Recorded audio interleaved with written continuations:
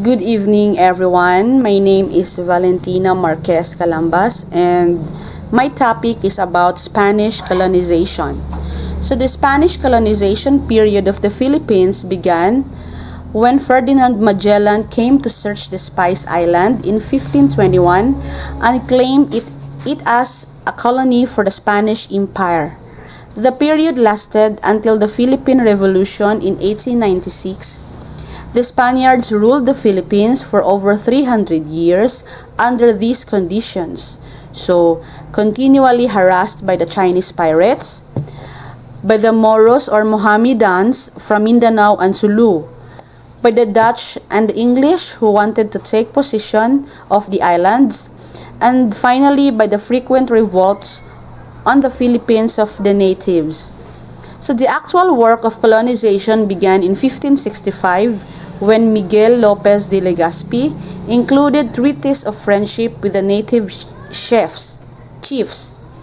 Then he proceeded to establish a Spanish town on Cebu Island to convert the people to Roman Catholicism. So the Spanish colonization started when Ferdinand Magellan came to the Philippines because he ought to search for some spices, but fortunately he nakita niya ang Pilipinas bilang isang virgin, tapos naisipan niyang Virgin Island, tapos naisipan niyang itong sakupin. So what happened during the Spanish colonization in the Philippines? So the Spanish conquest eventually wrought fundamental changes in the lives of the native population. So ang Spanish conquest daw ay sinasabi na naghahatid ng kabag-uhan sa life ng mga populasyon. The Spaniards introduced new customs and new religion. They brought over new practices and institutions from their earlier colonial experiences in Latin America. So yun na nga. So why did Spanish colonize the Philippines? So bakit daw sinakop ng Spaniards ang Pilipinas? So Spain had three objectives in its policy towards the Philippines. So it is only in Asia. To acquire a share in the spice trade. Yun na nga, kasi ang Philippines ay sagana sa mga spices o mga condiments, mga lamas, mga tanom. So ang ikaduha, secondly, is to develop contacts with China and Japan in order to further Christian missionary efforts there. Yun na nga, para to introduce, ang second daw ay para ma-develop o ma-introduce ang Christianity ng kanilang bansa para sa towards Philippines. And the third is to convert the Filipino into Christianity. So yun na nga, no, their really motives is to convert the Filipino culture or the religion into Christianity. So what was the impact of Spanish colonization? So Spain made encomienda system and enslaved natives. In theory, it was a legal system, but natives were forced to work as slaves. So yun na nga, no, aware naman tayo dati pa na ang Spain siyang talagang tunay na para bang sa haba-haba ng panahon sila yung mga nagsasabi or nagtatrato sa ating mga Pilipino na bilang isang slave lang or alila. So, no, masakit. Spain introduced non-native flora and fauna and diseases to the native people. Native people had no resistance to disease such as measles, smallpox, and influenza. So, yun na nga, no, so nung nakaraang panahon na lumipas, yung mga smallpox, measles, and influenza ay nanggagaling talaga yan sa bansang Spain.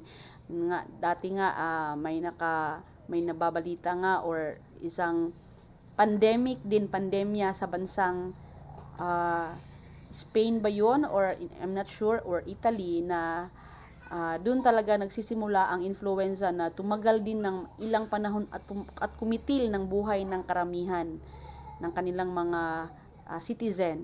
So what are the biggest contributions of Spanish colonization in the Philippines? So sa kabila ng lahat, kahit na sila ay kahit na tayo ay kanilang sinakop, may mga contribution din sila sa atin, sa mga Pilipino, lalo na sa bansang Pilipinas. So one of their greatest contribution is to develop the country, and wanted to unify the people under its control. So gusto nila na ma-develop or control. So gusto nila na ma-develop or kuan ang atong lugar mahimong kanang malambuon, o gusto nila nga manag-usa ang mga katawhan dinhi, pero pinaagi silahang control, sila ang magbuot, sila ang magmando. So muna siya. So the Filipinos were united first of all through a common religion. So ang Filipino daw nagiging totoo nga, we are united because of the religion, kasi nga one of the biggest community na maituturing ay itong relihiyon, na yun na nga ang rason kung bakit ang mga Pilipino nung sa nakaraang panahon ay nagka-unite, because sa ating relihiyon nagkakaisa sila, because they have the same religion. So next is the main goals of the Spanish colonization is that the first would be to convert natives to Christianity, and second is to pacify the areas for colonial purposes. The third objective was to acculturate the native to Spanish cultural norms, so that they could move from mission status to parish status as full members of the congregation. So yun na nga ang unang kanilang goal sa ating bansa kung bakit tayo ay sinakop, nang dahil they wanted Filipino people converted into Christianity. Gusto nila na magiging lahat ng mga Pilipino ay magiging Romano-Kristiyano. Ang pangalawa ay para mapacify nila ang areas kung sa kanilang mga purpose na sakupin ang mga bawat lugar ng ating bansa, gusto nilang masakop, gusto nilang sila ang mag-rule. And the third is to acculturate the native to Spanish culture norms. So gusto nila na ma-adapt talaga ng Filipino, para bang mawala ang Filipino culture. Gusto nila na ang mapuli ang culture nila, para of course para nga mo lambo sila, mo daghan sila, mo laganap sila ana. So the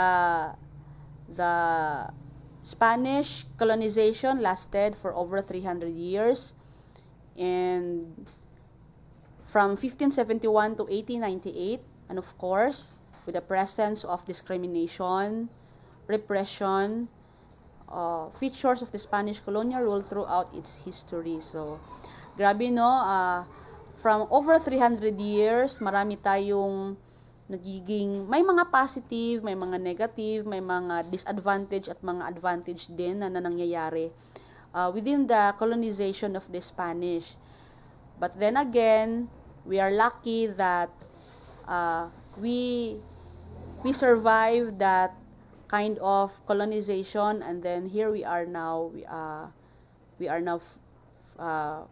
We have a democratic country. We are free people. We have our own decision that tayo talaga ang makapag-decide kung sa mga kagustuhan natin na walang sapilitan, not like before na yung talagang gusto talaga nila, hindi tayo makapag-object ng todo-todo. So that's all for my discussion po about Spanish colonization. Thank you po. So good day everyone. So I'll be discussing about propaganda movement. So way back before, nung nagising ang mga Pilipino sa katotohanan, so napagpasyahan nila or bumuo na magkaroon ng kilusan na kung saan ito ay naglalayong pagbabago sa sistemang ginagalawa ng mga Pilipino at Espanyol. So ito ay tinatawag nila na propaganda movement o kilusang propaganda. So, propaganda movement formed in 1872 to 1892. So, was the first Filipino nationalist movement was founded due to the limited education provided by the colony and the abuses of the clergy and the Filipino. So, way back during in 19th century, education was not afforded to all Filipinos or some Filipinos. So, however, if you are the son of principalias or middle class or a wealthy Filipino, so the good effect on that is, of that status is that children are being afforded good education, not only in the Philippines, but most of them were sent in other countries or in Spain. So, this propaganda movement formed in during 1872 to 1892, like what I said kanina, no? So, tungod sa inequality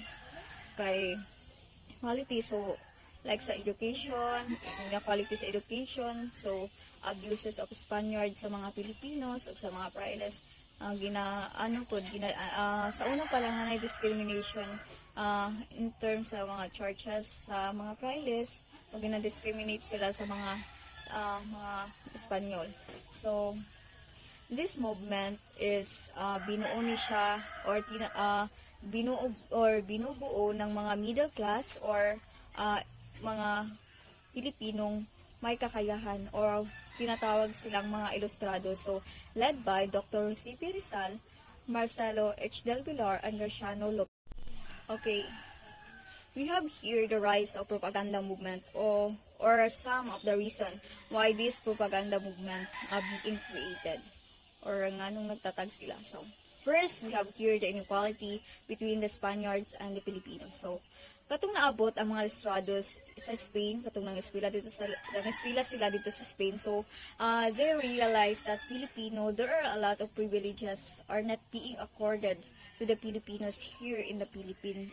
So with their very liberal minded and education in Spain, so they began to understand that if the Spaniards and Filipinos in Spain has this kind of freedom and independence, so why not apply it in the Philippines also, diba? So, na-realize sa mga nangeskwela dito or sa mga ilustrados na walang hustisya ang ginawa ng Espanyol sa Pilipinas. So, ang system is lahat pabor sa kanilang pansariling interes, sa pansariling interes ng mga Espanyol. So, second reason or the rise of propaganda movement is the execution of Father Mariano Gomez, Jose Vargas, and Jacinto Zamora in 1872 rather.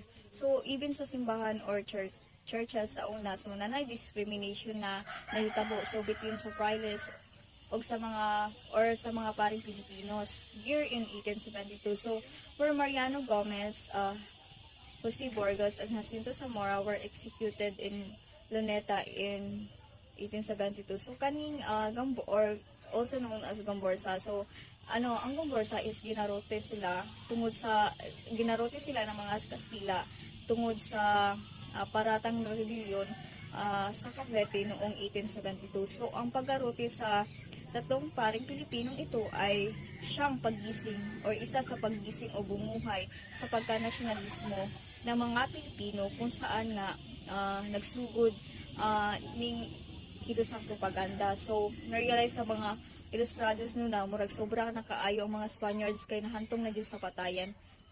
So, which is, ilahan ning gilusan ning reform or kaning nakilusan mao ni ilang gibo kay tungod sa katong execution aning Gomborza. This is the one of the reason also. So, okay.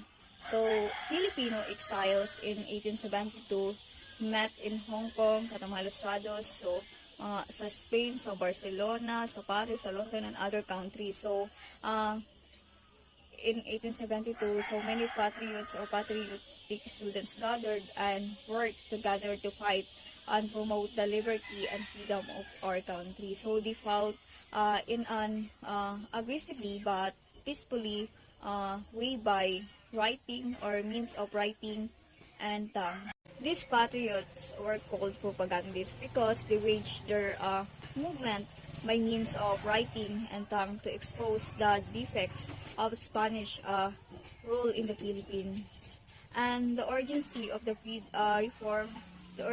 reform then. So the writings of Ilustrados in Spain would serve as an opener to the Spanish government that there are a lot of injustice na nahitabo diri sa Pilipinas. Okay, we have here the goal of the Ilustrados or aims of the propaganda movement. So there are very important aims of the propaganda movement. First is the assimilation of the Philippines as a regular province of Spain. So as a regular province of Spain, so kani is very important ni when Ilustrados arrived here in the Philippines. So during that time, ang ilang aim is assimilation. Assimilation ng Jud. Wala sila naghangad ang not really complete independence. So kay ang assimilation ng good would mean that the Philippines will become province of Spain. So nganong aim or dapat maging province of Spain ang Philippines? Kay according to Rizal and patriots and other patriots, if ang Pilipinas is naging province of Spain during that time, so whatever the rights and privileges of the Spaniards in the Spain, so and in the Philippines would also be given to Filipinos. So kung unsa ang mga privileges o mga freedom nga naa sa Spaniard, so manaapod sa Spain, kung maging province manaapod sa Pilipino rather kung mahimo og province ang Philippines. So na magkaroon ng equality between Filipinos and Spaniards. So the second aim, which is the restoration of Filipino representation to Spanish Cortes. So which kaning Spanish Cortes is a lawmaking body of Spain siya. So before we have a representation in the Spanish Cortes, but due to change of this decision because also of the incident na nahitabo in the past, so that allowed the Spanish law na bawion in representation. So because if we have this representation in the lawmaking body of the Congress of the Spain, so then there is a voice for the Filipinos. So madungog nila atong mga hinaing sa mga Filipinos before. So there are Filipinos ka now voice out what sa ilang mga gustong ingon, what we need as a nation, ug unsa ang condition sa mga Filipinos during that time. So Filipinos will be raised in the Congress or Spanish Cortes, ang mga hinaing sa Filipinos or mga abuses. Mauning isa sa mga ginaim sa propaganda movement na ibalik niyo na representation. Third aim is secularization of parishes. So that the only aim of the Filipino clergy or mga priding Filipino. So during that time is to give equal opportunity to the Filipino clergy, to the man of parishes, so that a more distinct and more fitting rule of the Catholic faith will be given to the Filipino. So by doing so, the Filipinos, especially the Filipino clergy, sa mga priding Filipino, will take part of the administration, so of the religious affairs of the Filipino in the country. Kay sa una manggod ang mga Spaniards tay magbuot regarding sa mga administration in the religion. So murang nabaliwala na atong mga clergy or mga paring Pilipino. The fourth aim, the equality between the Spanish and the Filipino. So sa una man jud no makita jud nato nga walay equality. So inequality jud from education, so social status, freedom, so between sa Spaniards and Filipinos. So mao jud na ang pinaka-aim or isa sa mga pinaim-an ng propaganda movements because of the equality. So okay, let's proceed to the human rights, freedom of speech on the press. So and this is the fifth aim of the propaganda movement.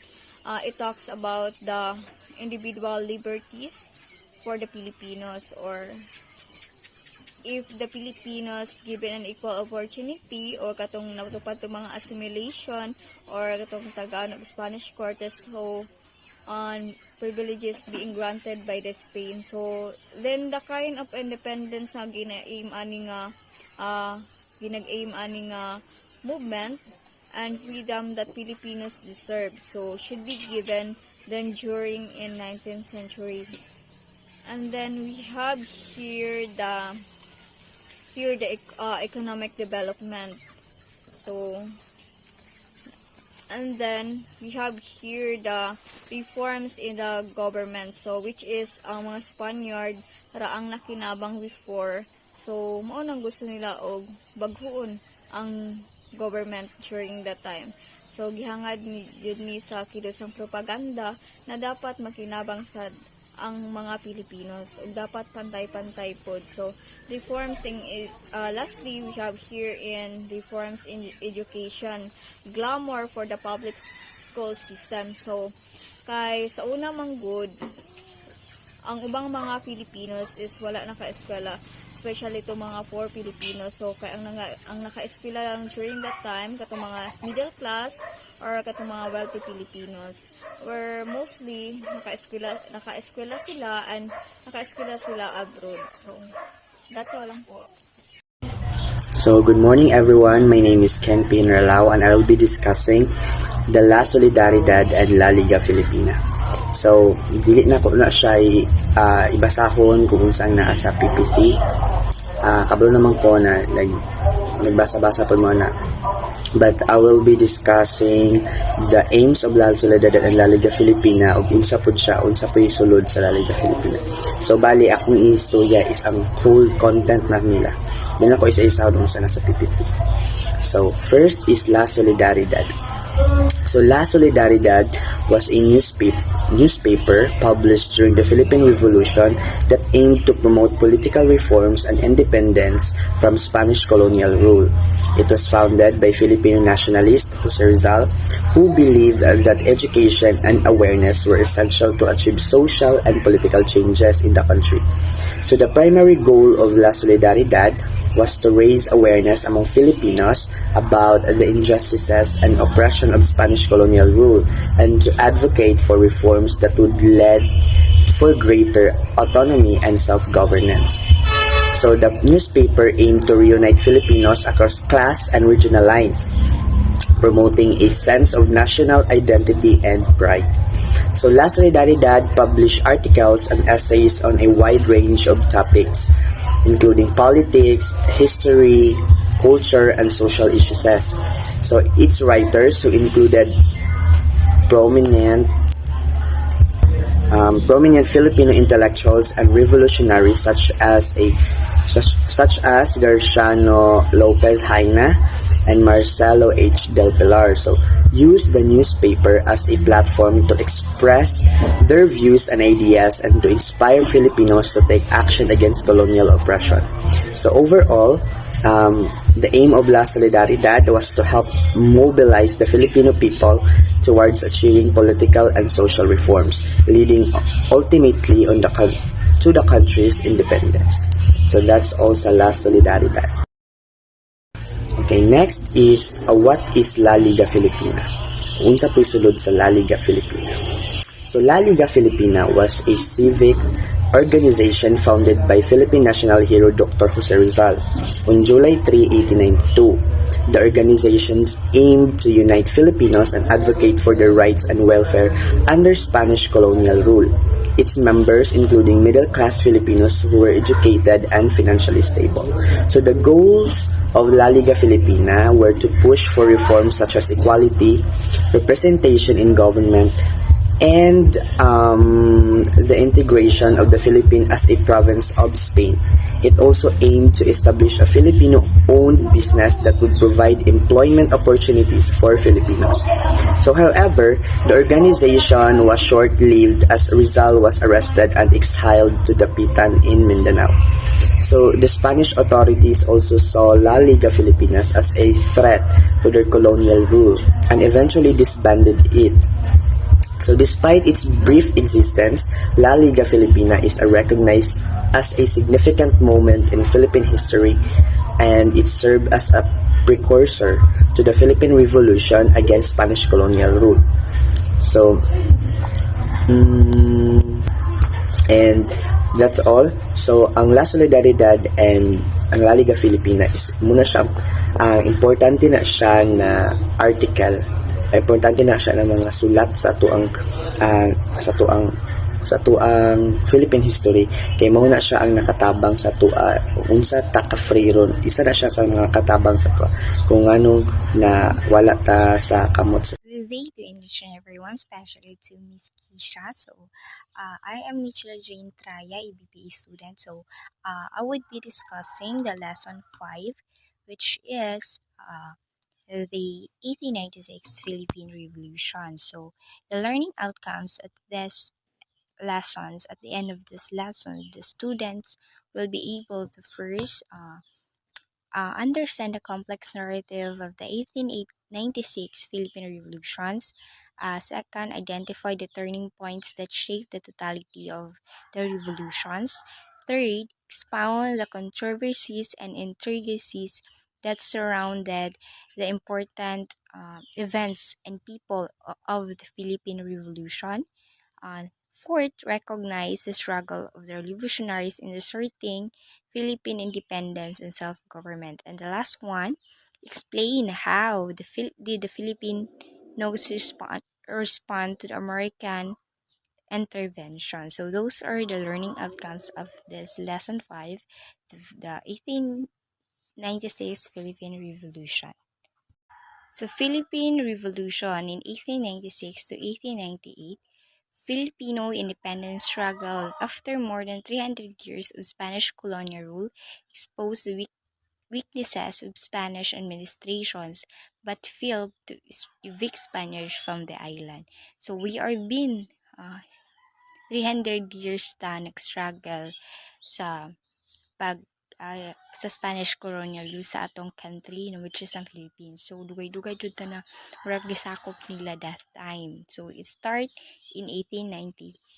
So the Spanish-American War brought Spain's rule in the Philippines. So to a close in 1898, but precipitated the Philippine-American War, a bloody war between Filipino revolutionaries and the U.S. Army. So there were also a bloody war between us mga Filipino revolutionaries between and also in the US Army. So nahitabo ng war also.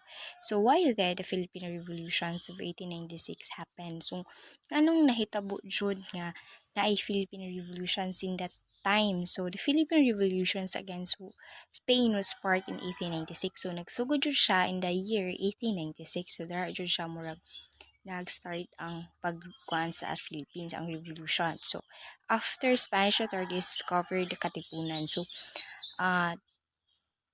nag-start ang kuan na murag na hibalan gani sa Spanish authorities na diri sa Philippines na isa ka organization, a secret society, which is ang Katipunan na a Filipino Revolutionary Society plotting against their colonizer. So, our Katipunan is kanang against jud sa ilang Spanish colonizer. So, but it also ended in 1902 when Spain lost and ceded sovereignty in the Philippines to the United States. So, nag-start siya in the year 1896 and it ended the year 1902. So, dugay-dugay jud siya na nahitabo diri sa Philippines, which is ang Spain gi-colonize ang Philippines. 1896 Philippine Revolutions, Katipunan documents at the first phase of 1896 Philippine Revolution Decalogue or katungkulang gagawin ng mga ZLIB. So the Decalogue or katungkulang gagawin ng mga ZLIB was written of the father of the revolution, si Andres Bonifacio. The document outlines the duties of the Katipuneros, which includes the venerations of God, a high regard for fraternity, and patriotism within the society, and recognitions for the need to claim freedom of the country. So, first, we would Unsa nang Decalogue? So what is the meaning of the term Decalogue? So ang Decalogue, it is the 10 commandments of the Katipunan. So in the time of Andres Bonifacio, which is our father of revolution and also one of the president of the Supreme Council of the Katipunan. So he penned the duties of sons of the people, duties and responsibilities to be followed strictly by every member of the organization. So, ang kalang Decalogue, mo siya ang mga katungkulan na dapat gagawin ng mga katipuneros or ang members sa katipunan. So, they are the one na nagka-follow ato na ilang mga duties and responsibilities na dapat ninabuhaton as they are part and members of the katipunan organization. July 7, 1892, Katipunan was established in Tondo, Manila. So, in what year that Katipunan established? So, in 1892, the Katipunan was established in the place or in Tondo, Manila. Society aimed to separate from the Spain, defend the poor and oppressed, promote good morality, and reject religious fanaticism and obscurantism. So, ang kanilang organizations, di ay dili ni siya kanang public organizations. It is a secret society na ilang gina-aim is makuha nila, ma-promote nila ang good morality, magtabang sila, mag-defend sila sa mga poor o sa mga nahanglan tabang sa ilaha. Next is Andres Bonifacio with Diodato Arellano, Valentin Diaz, Theodore Planta, Ladislao Diwa, Jose Dizon, among others, form the kataas-taasang kagalang-galangang katipunan ng mga anak ng bayan or the katipunan. Ang mga individual na nag-form sa katipunan or ang KKK or ang kataas-taasang kagalang-galangang katipunan ng mga anak ng bayan. So, mo itong mention ako ngayon na mo ito sila ang mga nag-form sa Katip Space began with Discovery Katipunan on August 19, 1896. So, there yung nag-start itong our revolutions in August 19, 1896. There yung nag-start ang tanan. Dari nag-start kitungod after Spanish authorities proved the existence of the society, they conducted mass arrests and cordon Manila. Luckily, Bonifacianism and managed to escape and proceed to Balintawak. So, at least nasurtahan sila na si Bonifacio, ang iyang mga tauhan is sa Katakas. Then, they go back to Balintawak. So, on August 23, 1896, more than 1,000 Katipuneros meet at the yard of Juan A. Ramos. So, Juan A. Ramos, the son of Melchora Aquino, it was a day when the iconic cry of Pagudlawan was inspired. The revolutionaries stored their cedullas as a sign of taking up arms against Spanish. So, ang mga revolutionaries is gigising nila ilang cedula as a sign that they are taking up arms against Spanish or mag-surrender na sila. So, that would be all my part. And the next report will be reporting for the next reporter. So, thank you and have a good day. So, good day everyone. So, this is my assigned topic. It's all about the Cartilla by Emilio Jacinto. The Cartilla or teaching of the Katipunan was written by the brain of the Katipunan. So, Emilio Jacinto. So, we all know that Emilio Jacinto is the brain of the Katipunan. So, nakabalo na mga tanong na siya gud ang utak ng Katipunan. So, this serves as a pamphlet of 12 guiding principles and 14 teachings. So, there are 12 pamphlet or 12 guiding principle and 14 teachings. So Jacinto wrote the document beautifully with decision that was pure and crisp and transparent. Bonifacio realized the superiority of the Cartilla over his dialogue that chose the former as a primer for new recruits. So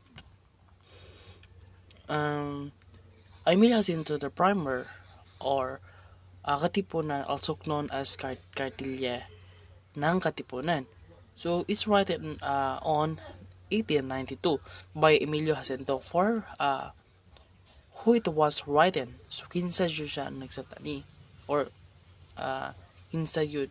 So it was made mainly for the Katipuneros upon joining to be one of the Katipuneros members are required to read the cartilla and cling to a code of conducts. So to change the Philippine for the better is early Katipunero believes that changing the way Filipino thought and act was the most important things to be considered. So, uh, historical important in 1996 there is the we called duties of the son of the people that was written by Andres Bonifacio. So, muna siya, si Andres Bonifacio ni ni that are strictly followed by members of the organization. So, stricto jud kayo na siya sa pag follow to organization. So, this dialogue embodied what Bonifacio's believed. So, tinuan ni ni Bonifacio. So, Bonifacio will then later adopt Jacinto Cardilla ng Katipunan as the official teaching of the Katipunan. He adopt the Cardilla and name it Decalogo that's mainly focus on one's duty of the God. So, a country and neighbor family that Katipunan and himself. So, however, it tells about the honor, charity, and self-sacrifice for the beloved land, and also spoke and warned about traitor and disobedient. So, indifferent between the Decalogo and Cartilla. The Cartilla is more and much longer and more philosophical. So, it shows concept of virtuous living and lesson for self-reflection. So, the amazing aside of the Cartilla is not only a leading for Katipon members. So, it's embodied a moral and a nationalistic principle for all Filipinos. The Tejeros Convention, March 22, 1897. So, it is the most important event the witness of the functionism within the Katipunan prior to the affairs of Tejeros Bonifacio had already been invited several times to visit Cavite in order to witness. So, when Bonifacio was elected Secretary of Interior Daniel, Tirona contest and argued that a lawyer should handle the position. Bonifacio felt insult and demanded an apology from Tirona. So, on March 22, 1897, the Magdiwang and Magdalo chapters of Katipunan. So, which also happened to be the two largest and most powerful Katipunan. So, this is our Magdiwang and Magdalo. So, the branches in the county were said to convene in Cavite and will be known as the infamous the Tejeros Convention.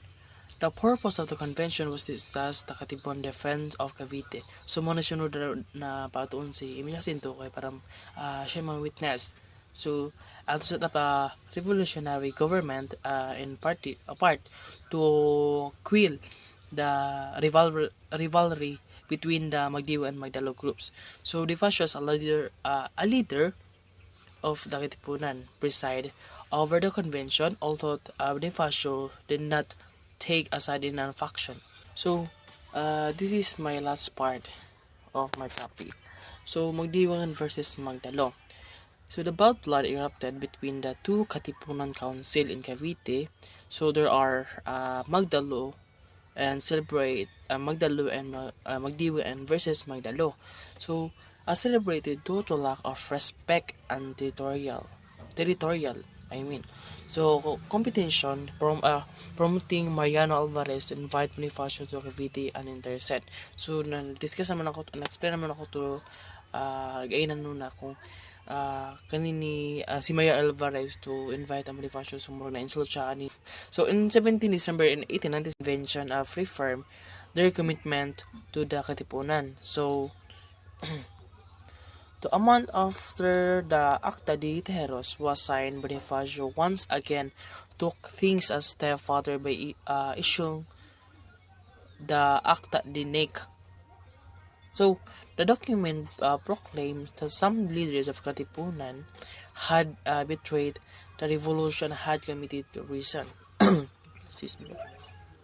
According to historian Richardson, the charge of treason sprang in part from Aguinaldo's reaction some weeks earlier to letters received from two Spaniards arguing a negotiated peace from Bonifacio.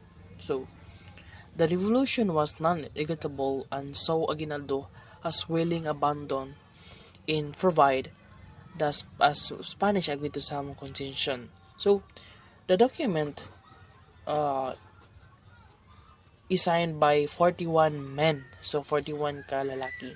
So which surprising include the two of Aguinaldo most senior generals. So there are the Payo de Pilar and Mario Noriel. So this defection scored Bonifacio's important points in retaining his control over the Katipunan. So another uh, very significant signatory which has only recently been revealed is Mayoteas, who for the past 100 years was thought to not have signed the document because he was elected vice president at the Tejeros convention and had sworn his oath of office with Aguinaldo. So other important signatories in the Acta Dinec include staunch Aguinaldo men like Artemio Ricarte, Antonio Guevara, and Severino de las Alas. So this proves it was not only Aguinaldo who was elected. Good day everyone, I am Clarimi Bisatuhito and I am going to discuss the Declaration of Independence. During the Spanish-American War, Filipino rebels led by Emilio Aguinaldo proclaimed the independence of the Philippines after 300 years of Spanish rule.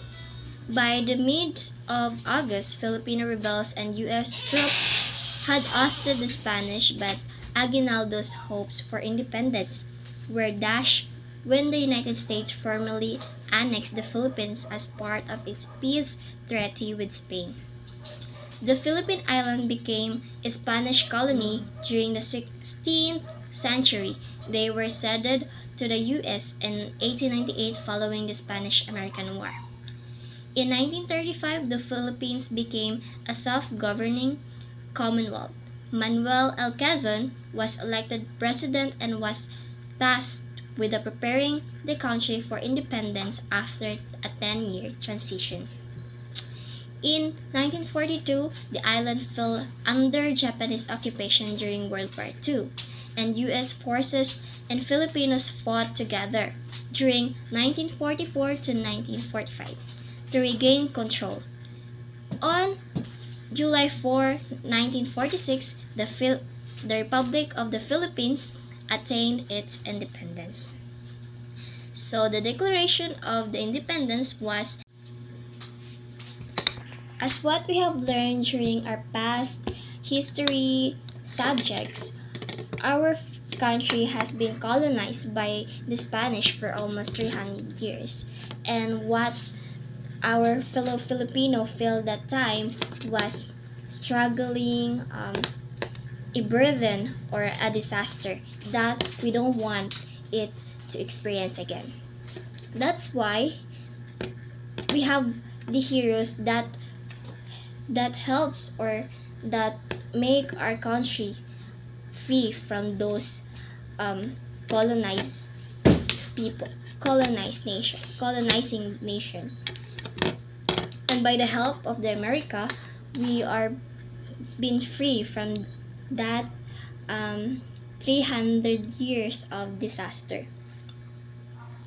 But then, even though we are free, many nations wanted to colonize our country, or what we call before our island, the island of the Philippines, because we all know that the Philippines has a lot of natural resources that which they can use for their needs, which is not available for their of their from their country.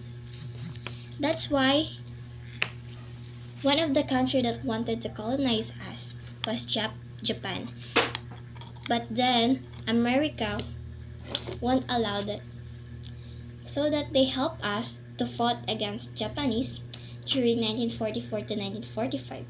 And that was the last colonization that we've experienced. And afterwards, we have had our freedom or our independence, and it was declared during Aguinaldo times, June 12, 1898. Next, let us discuss the Malolos Constitution. The political constitution of 1899, Spanish Constitución Política de 1899, informally known as Malolos Constitution, was the first constitution of the first Philippine Republic. So, what is Malolos Constitution? So, it is a constitution specifically provided for safeguards against abuses and enumerated the national and individual rights, not only for the Filipinos and for the aliens or the other foreign nations. The legislative powers were exercised by the Assembly of Representatives composed of delegates electing according to law. During the times of Spanish colonialism, Filipinos have no even human rights. They haven't experienced it. Instead, they experience burden. That's why when we had the freedom, we had the independence, our past leaders made this Malolos Constitution. Therefore, we have the rights, we have the human rights that will protect us from abuses or discrimination from our Filipinos or from other nations. As well as we can decide what is the best for our country, what are the best for our country, the people that who will going to live in our country. Then no one will manipulate us, because during Spanish colonialism we are being abused, super abused by those people, and that's why we experience this freedom right now. We won't allow them to manipulate us or colonize our country, because our past heroes